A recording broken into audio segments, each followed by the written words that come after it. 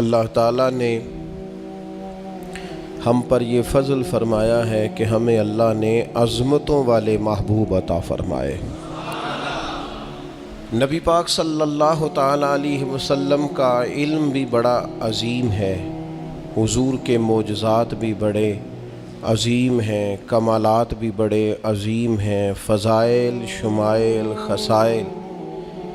حضور کو اللہ تعالیٰ نے جس زاویے، جس سمت سے عطا فرمایا ہے تو عظیم ہی بنایا ہے، لیکن قرآن مجید میں ارشاد فرمایا کہ وَإِنَّكَ لَعَلَىٰ خُلُقٍ عَظِيمٍ، محبوب بے شک آپ کے اخلاق بھی بڑے ہی عظیم ہیں، آپ عظیم خلق پر ہیں، عظیم اخلاق کے مالک ہیں۔ ایک ہوتی ہے خلق، ایک ہوتا ہے خلق۔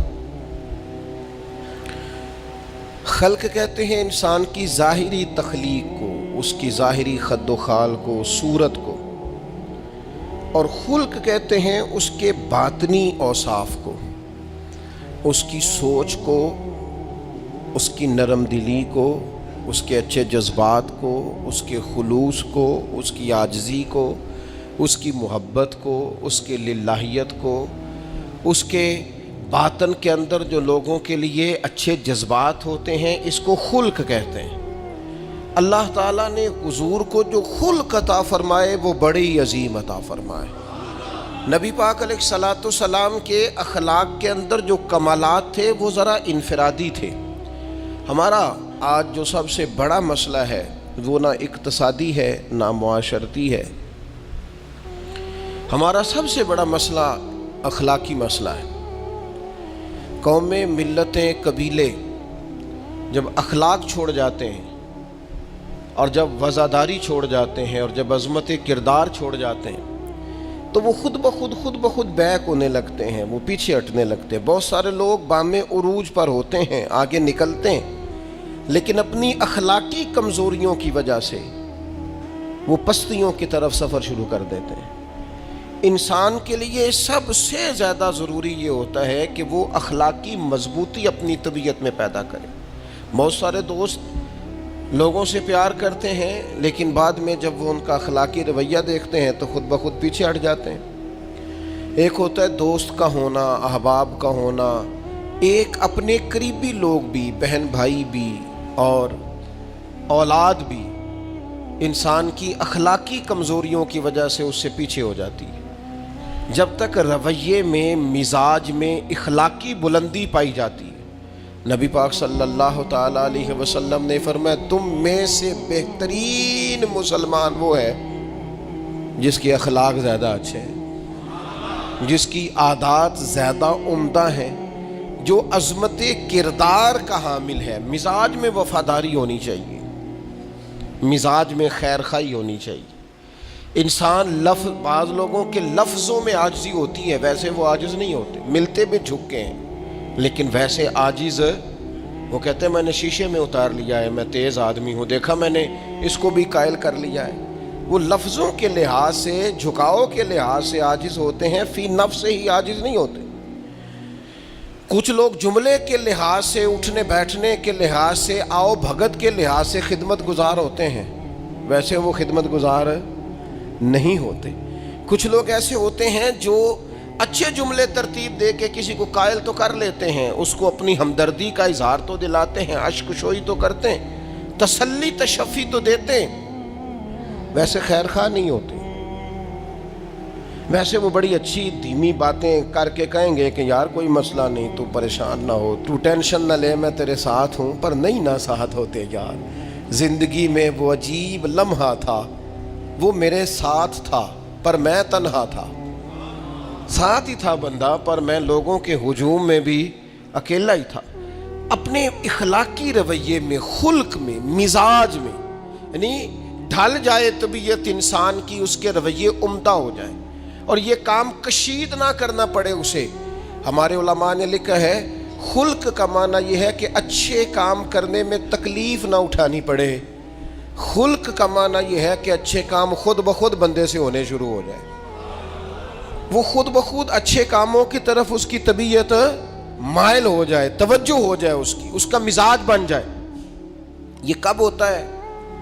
کس وقت ممکن ہوتا ہے؟ جب آپ ہر وقت کی اخلاقی بلندی حاصل کرتے ہیں۔ نبی پاک صلی اللہ تعالیٰ علیہ وآلہ وسلم کا ایک طریقہ تھا کہ حضور کے مزاج میں اخلاق۔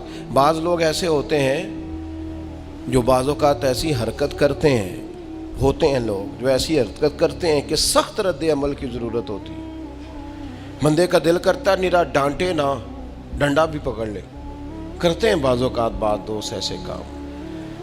اور پھر ایک اور بڑا خطرناک رویہ ہوتا ہے۔ آپ کو پتہ ہے اسلام نے سب سے زیادہ ناپسند کسے کیا؟ غیبت کو۔ آپ کسی کے خلاف، کسی کے قبیلے گھر کے خلاف کسی کونے میں کھڑے ہو کے بات کریں، پہنچانے والے پہنچا دیتے ہیں۔ جو مزے لے کے سنتا ہے وہ مزے لے کے پہنچاتا بھی ہے، یہ پکی بات ہے۔ جس نے آپ کو ٹائم دیا نا سننے کا، وہ باز نہیں آئے گا، وہ پہنچائے گا بھی۔ آپ کی اخلاقی کمزوری نظر آ جائے گی، واضح ہو جائے گی۔ آپ سامنے والے، اچھا کچھ لوگ وفادار ہوتے ہیں، انہیں پتہ چل جاتا ہے بندہ ٹھیک نہیں، لیکن پھر بھی وہ قبول کریں تو اس کا مطلب ہے وہ بندہ اعلیٰ ظرف ہے جس نے رکھا ہوا ہے۔ تو یہ سمجھتے میں چلاک ہوں، میں اپنی تیزی کے ساتھ گزارا کر رہا ہوں، وہ اعلیٰ ظرف ہے جس نے اتنا کچھ پتہ ہونے کے باوجود بھی تیرے لیے کوئی لفظ، وہ بندہ با اخلاق ہے، با مروت ہے، وفادار ہے، وفادار ہے۔ تو میرے عزیز، نبی پاک علیہ الصلوۃ والسلام نے ان اخلاق کی طرف ہماری توجہ دلائی ہے جن میں لوگ بچتے نہیں کہ یہ کام میں نے نہیں کرنا، مجھے کیا لگے، میرا کیا لینا دینا۔ مثلا ایک تاجر تھا حضور کے زمانہ نور میں، وہ پھلوں کی تجارت کرتا تھا، مشکات شریف میں موجود ہے۔ کسی وجہ سے اسے نقصان ہو گیا۔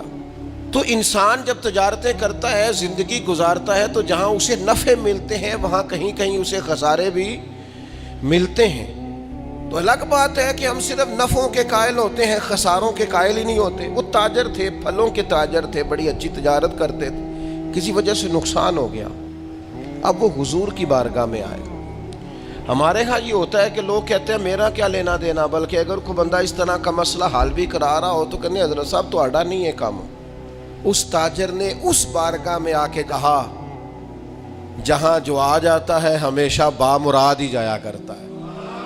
یا رسول اللہ صلی اللہ تعالی علیہ وسلم، میں پریشان ہو گیا ہوں۔ اور پہلے جب آدمی مالدار ہوتا ہے تو دائیں بائیں رش بھی ہوتا ہے، اور جب اس طرح کے حالات ہو جائیں تو وہ جو بڑے قریبی ہوتے ہیں وہ بھی کئی دفعہ ساتھ چھوڑ جاتے ہیں۔ ساری عمر ہی آٹا گد ہے تے لکھاں کیتے پیڑے، اب وقت آیا ہی تے محمد بخشا کوئی نہیں ہوں بیٹھا نیڑے۔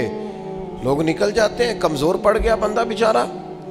حضور کی بارگاہ میں عرض گزار ہوا یا رسول اللہ تکلیف میں ہوں۔ تاجر تھا، پھلوں کی تجارت کرتا تھا اور مشکات میں موجود۔ نبی پاک علیہ السلام نے دعا بھی فرمائی، کرم نوازی فرمائی، رحمت بھی فرمائی، عطائیں بھی فرمائی، لیکن حضور نے نا صحابہ سے فرمایا سارے مل کے اپنے بھائی کی مدد کرو۔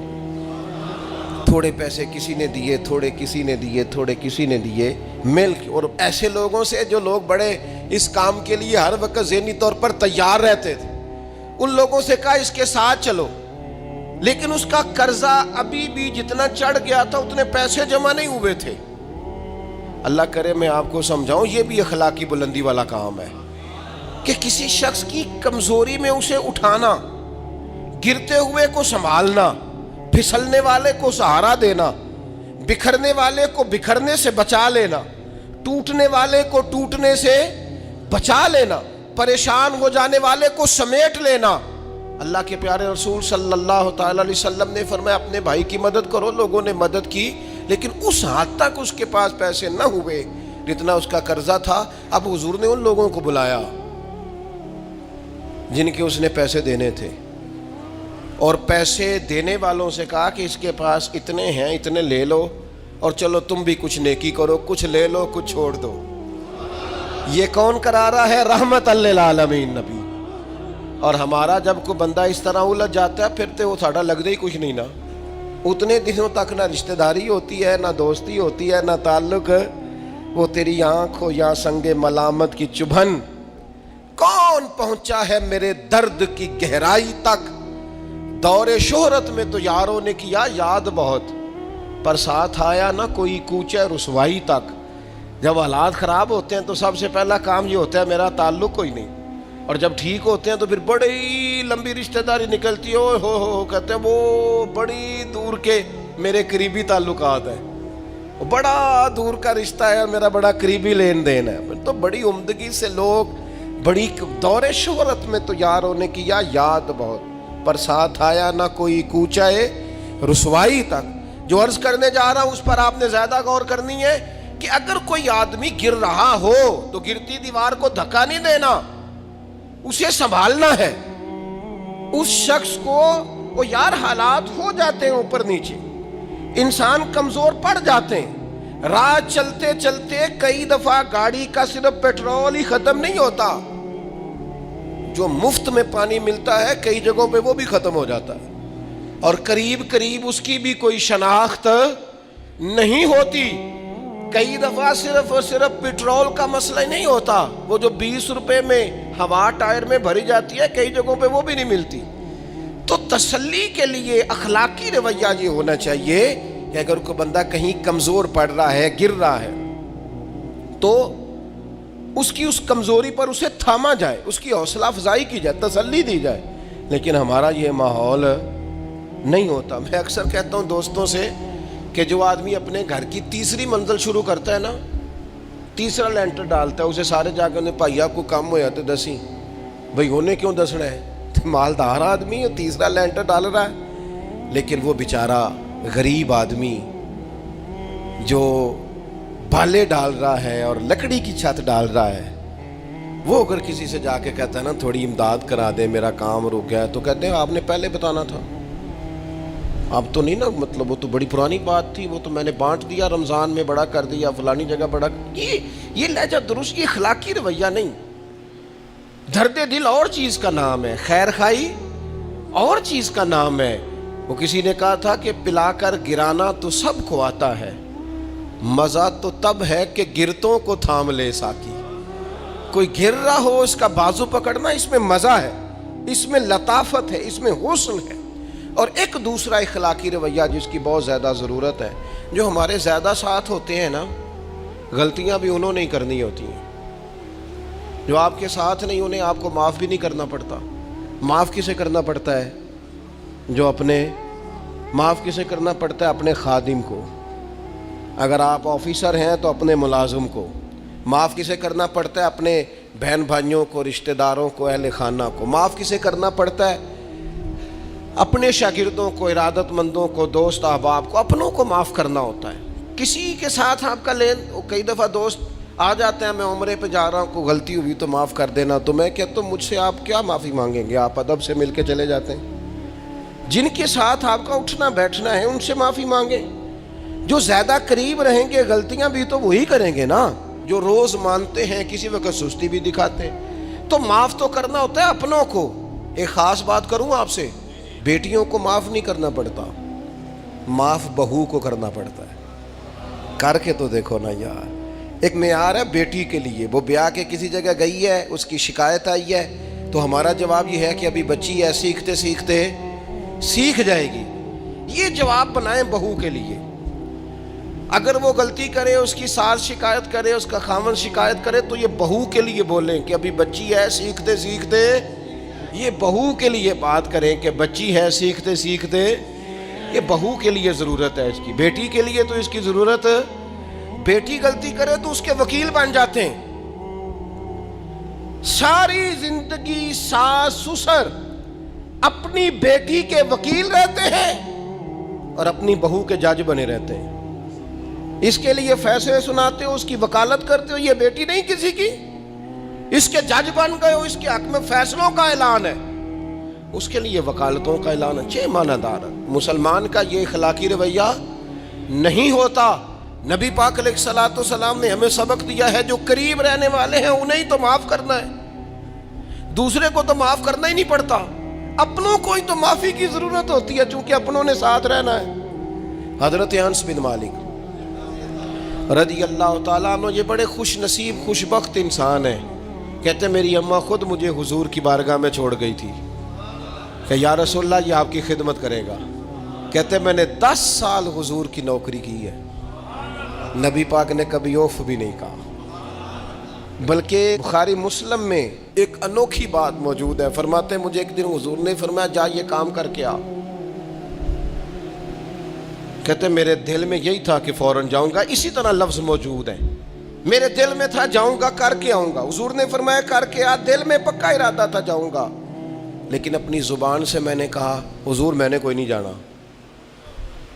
یہ کیوں بات کی؟ یہ ذرا لاڈ کے ساتھ کی, یہ ذرا ناز کے ساتھ کی, یہ ذرا نا محبت کے ساتھ کی, یہ ذرا حضور جو پیار کرتے تھے نا اس پیار کو سامنے. حضور میں نے نہیں جانا. تو کہتے ہیں حضور تھپکی دے کے, یہ غلام سے بات ہو رہی. حضور فرمانے لگے چل نہ تجھے کہا ہے نہ جا کر کے آ. کہتے میں چلا گیا, اسی ارادے سے گیا تھا جاؤں گا, لیکن رستے میں جب میں گیا تو بچے کھیل رہے تھے, میں نے بھی کھیلنا شروع کر دیا. کھیل رہا ہوں دیر ہو گئی. حضور نے بھیجا تھا کسی کام. اب جب زیادہ دیر ہوئی تو کریم گھر سے نکلے, اور جب حضور نے مجھے دور سے دیکھا اور مجھے کریم کے آنے کا پتہ چلا تو اب میں ڈرا. اب میرا انداز بڑا جدا گانا ہو گیا چونکہ حضور نے بھیجا تھا. یہ تو خادم کی بات ہے نا. اے سچی گل دسیا جی اپنا منڈا بھی کدے نہ جائے تے وہ تینوں میں کلیا سی, تو گیا کیوں نہیں؟ ناراض نہیں ہونا آپ نے, لیکن چلو بچہ ہے, کسی وقت دیر سویر بھی ہو ہی جاتی ہے, کیوں اتنی سختی کرتے ہیں؟ حضرت انس بن مالک کہتے ہیں جب حضور کو آتے دیکھا تو میں پوری طرح ڈر گیا, لیکن کریم محبوب جب میرے قریب آئے اور مجھے ڈرا ہوا دیکھا نا تو پھر رحمت للعالمین محبوب کی رحمت کا بادل چھایا. اور جب حضور مجھے دیکھ کے ہنسے نا, بس وہ ہنس گئے اور میرا کام بن گیا. بس کریم تھوڑی دیر ہوئی, ایک آیا کالیاں زلفاں والا, ایویں دو کڑیاں میرے من وچ رکیا تے کر گیا نور اجالا. بات بن گئی, بات طبیعت ٹھنڈی ہو گئی. تو حضور فرمانے لگے میں نے کہا تھا جاؤ, گئے نہیں. اب جب حضور مسکرا گئے تو بات ہی ختم ہو گئی. یا رسول اللہ صلی اللہ علیہ وسلم جانے لگا ہوں. تو حضور نے پھر شروع سے بات شروع کر دی, حضور جانے لگا ہوں. فرمایا جا دوڑ کے آ, پھر جو کہا تھا وہ کر کے آ. لیکن وہ بیچ میں جو دیر ہوئی تھی, وہ جو لیٹ ہوئی تھی, اور جو میں کہہ کے آیا تھا میں نے نہیں جانا, حضور نے اس بات پر مجھ سے کوئی سختی نہیں کی. میرے عزیز, اپنوں نے تو غلطی کرنی ہے, معاف کس کو کرنا ہے؟ اپنوں کو. لیکن ہم نے باہر ساری دنیا کو معاف کر دیا, اپنوں کو ہم معاف کرنے کو تیار نہیں. اپنوں کو معاف کرنا ہے, اپنوں سے درگزر. اور پھر آپ اگر کوئی دینی تعارف رکھتے ہیں, آپ نمازی ہیں, آپ حاجی صاحب ہیں, آپ بزرگ ہیں, آپ شیخ ہیں, تو پھر تو آپ کے اخلاق میں اور زیادہ وسعت ہونی چاہیے. جیسے جیسے بندے کی عمریں بڑھتے جائیں نا, ویسے ویسے اسے میٹھا ہونا چاہیے, کڑوا نہیں ہونا چاہیے. جیسے جیسے اس کی تسبیح بڑھتی جائے ویسے ویسے اس کا لہجہ بھی وسیع ہونا چاہیے. اس کے مزاج کے اندر دینی اگر آپ تعارف رکھتے ہیں تو پھر تو آپ کو, میں آپ سے عرض کروں, میں کئی دفعہ دوستوں سے شکوہ کرتا ہوں, میں کہتا ہوں یار ہم تو جو کہنا چاہتے ہیں وہ بھی نہیں کہہ سکتے. ہم تو سونا چاہتے ہیں, ڈھب سے سو نہیں سکتے, ڈھونڈتے پھرتے ہیں جگہ ملے کوئی آرام کرنے کو. کیوں؟ اس لیے کہ دینی تعارف رکھتے ہیں. آپ نے وہ دعویٰ ہی نہیں کرنا تھا, یہاں تے چٹی چادر لا دے نا کڑیے تے پین فقیران دی لوئی, چٹی چادر تے پھر داغ لگیندا ہی تے لوئی نو داغ نہ کوئی. جب آپ کا دعویٰ ہے کہ ہم نے کام کرنا ہے اور بڑی اوپر والی سطح پہ کرنا ہے, تو پھر آپ آرام ڈھونڈتے پھریں, پھر آپ قرار ڈھونڈتے پھریں. تو یہ تو دو باتیں ہو گئی. ایک بات کرنی پڑے گی, دینی تعارف رکھنے والے آدمی نے اگر اس نے دین سکھانا ہے اپنے بچوں کو, اپنے گھر والوں کو, تو حسن اخلاق سے سکھائے گا. وہ اگر ڈنڈا پکڑ لے ہر وقت, سختی بھی کریں جہاں ضرورت ہو, لیکن اگر اس کا لہجہ ہی ہمیشہ کے لیے تلخ ہو جائے گا تو وہ کبھی بھی دین سکھانے میں کامیاب. انسان بہت سارے دینی غلطیاں کرتے ہیں. میں بہت سارے لوگوں کو دیکھتا ہوں وہ اس طرح تنقید کر رہے ہوتے ہیں جیسے انہوں نے پہلے اسے پورا درس نظامی پڑھایا ہے, اصول پڑھائے ہیں, تو اب غلطی کر رہا ہے تو تنقید کر رہے ہیں. بھئی عام آدمی ہے, اس سے غلطی ہوگی. بڑی اہم بات بھی, بہت بڑا آدمی بنیادی بات سے بھی کسی وقت ناآشنا ہو سکتا ہے, لیکن آپ کے لہجے میں سختی ہے, آپ بات کرتے ہیں تو تلخ کرتے ہیں, آپ سے کوئی دینی کلام کیا جاتا ہے تو آپ سخت ہیں. دینی لوگوں کو چاہیے کہ وہ دین سکھائیں تو اس میں بہت زیادہ اخلاق کا خیال رکھیں. غلطیاں کریں گے لوگ. اگر آپ عالم ہیں اور آپ کے پاس کوئی دینی معلومات ہیں تو پھر آپ کو اس کی خوبصورتی کا بھی پتہ ہونا چاہیے آپ نے. حضرت معاویہ بن حکم رضی اللہ تعالیٰ عنہ کہتے ہیں میں نے حضور کی مسجد شریف میں نماز پڑھی تو ایک شخص کو نا چھینک آئی, یہ بھی بخاری مسلم میں موجود, تو میں نے نماز میں کہہ دیا یرحمک اللہ.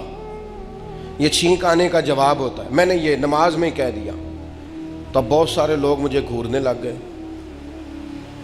کچھ نے اپنے ہاتھ بھی مارے زانوں پر کہ یہ کیا کر رہے ہو, نماز میں بول رہے ہو. فرماتے ہیں نماز مکمل ہوئی اور یہ لفظ ہے حضرت معاویہ بن حکم رضی اللہ تعالیٰ عنہ کے, فرمانے لگے قسم اللہ کی میں نے حضور سے بہتر سمجھانے والا نہ پہلے کبھی دیکھا ہے نہ بعد میں کبھی دیکھا.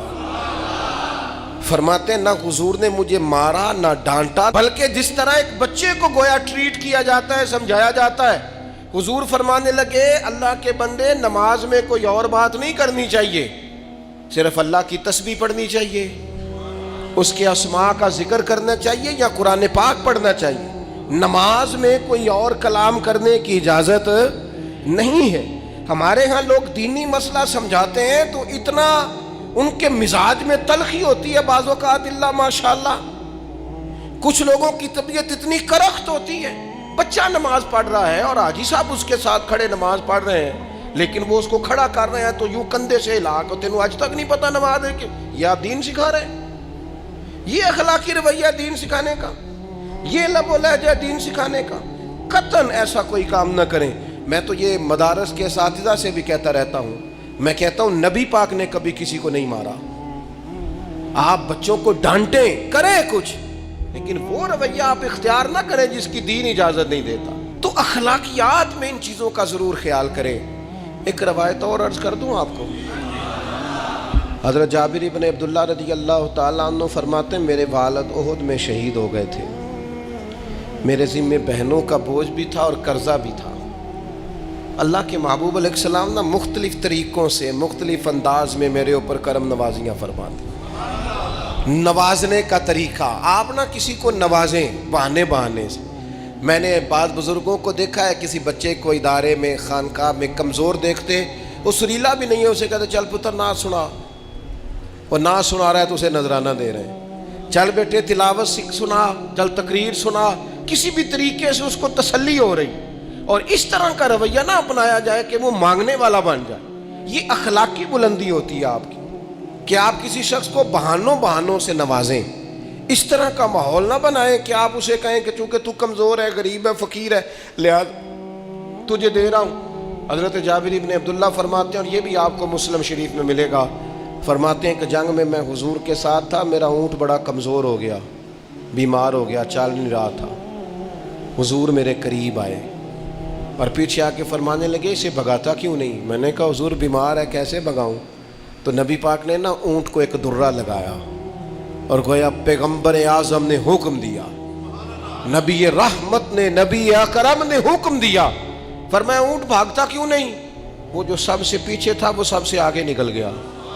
واہ کیا جود و کرم ہے شہ بطحا تیرا, اور نہیں سنتا ہی نہیں مانگنے والا تیرا. سرکار نے حکم دیا, وہ اونٹ سب سے آگے نکل گیا.